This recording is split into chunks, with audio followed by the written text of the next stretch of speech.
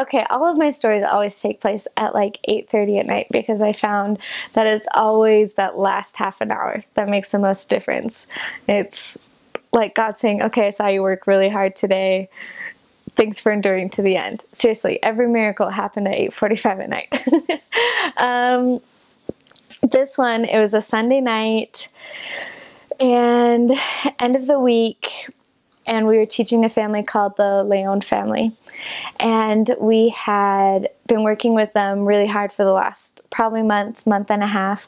And they had gone to church once or twice, but they hadn't gone to church this Sunday. So we were really concerned about them. And we had swung by their house in the afternoon and they weren't there. And we were like, oh no, where are they? Soccer practice, laundry, who knows? But they weren't at church.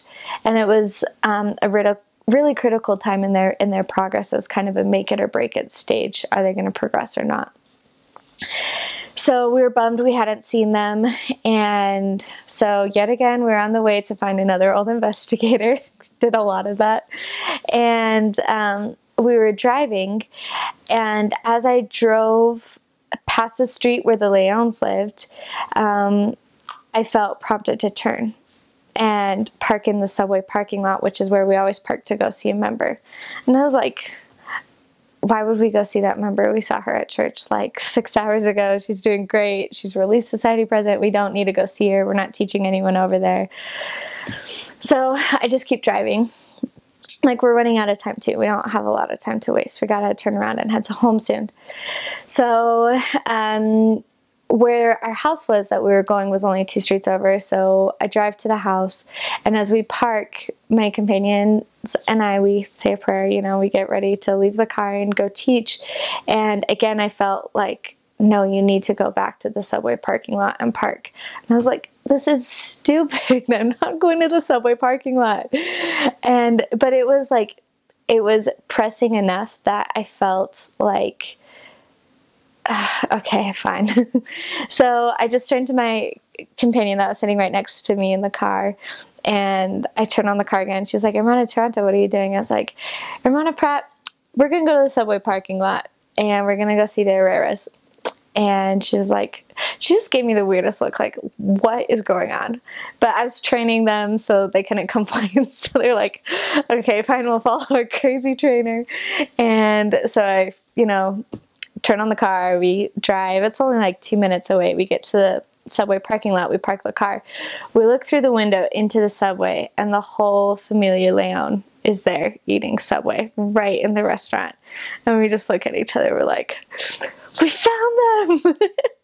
So excited. And it was probably a stalker missionary moment. Like, we walked through the subway doors and they're like, what are you guys doing here? But they were happy and they offered to buy a Subway, and we're like, no, we're okay, but can we sit down and talk with you guys for a little bit? And so we sat down and we asked them why they hadn't gone to church.